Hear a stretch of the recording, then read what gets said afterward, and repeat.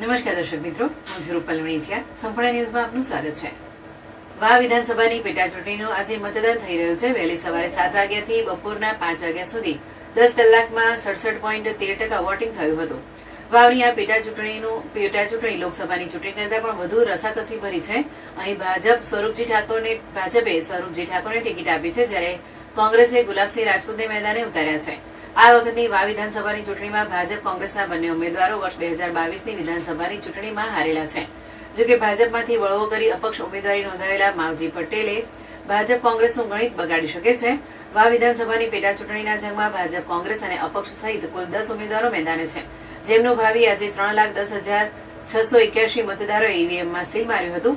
વાવ, સુઈગામ અને ભાભર તાલુકાના 179 ગામોના 321 બૂથો પર મતદાન થયું છે, જેમાં 97 જેટલા સંવેદનશીલ મતદાન મથકો છે, જ્યાં પોલીસનો ચુસ્ત બંદોબસ્ત સાથે વેબકાસ્ટિંગ કેમેરા પણ કાર્યરત કરવામાં આવ્યા છે.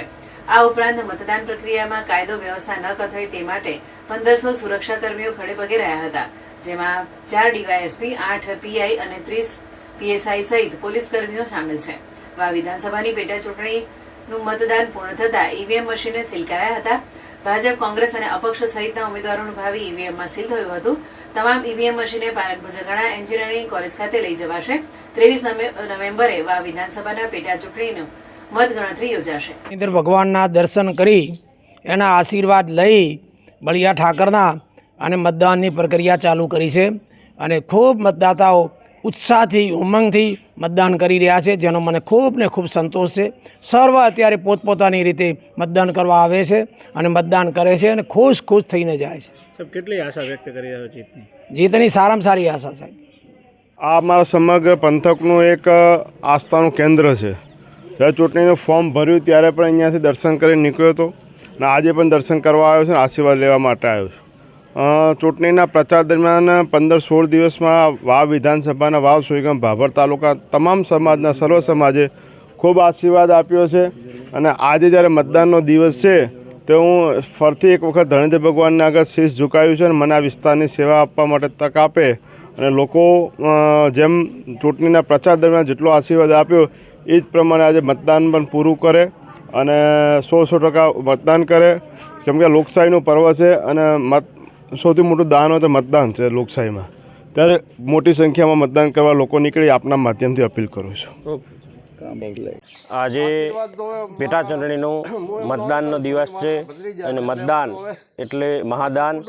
દરેક જગ્યાએ ખૂબ મોટી સંખ્યામાં અમે જ્યારે પ્રવાસ કર્યો ગામનો, ત્યારે લોકોએ 18 આલમે ખૂબ આશીર્વાદ આપ્યા છે અને આશીર્વાદ થકી આ વખતે અમારું આ કમળ બહુ જંગી મતોથી જીતાડી અને ગાંધીનગર મોકલશું અને મોદી સાહેબના હાથ મજબૂત કરશું એવો 18 આલમનો નિર્ણય છે અને એ નિર્ણયને અમે આજે મતદાનના દિવસે સાર્થક બનાવશું.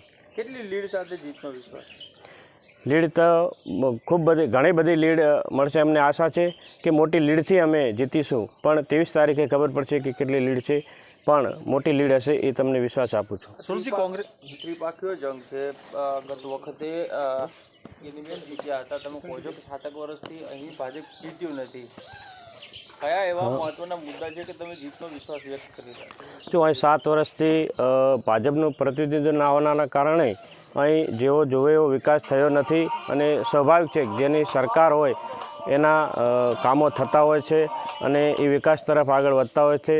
એટલે અને ગઈ લોકસભાની અંદર પણ વાવ વિધાનસભા પ્લસ રહી છે અને આ વખતે લોકોએ સ્વયંભૂ 18 આલમે નિર્ણય લીધો છે કે આ વખતે મોટી લીડથી આ કમળને જીતાડીશું એવો સ્વયંભૂ 18 આલમનો નિર્ણય છે. ઓકે.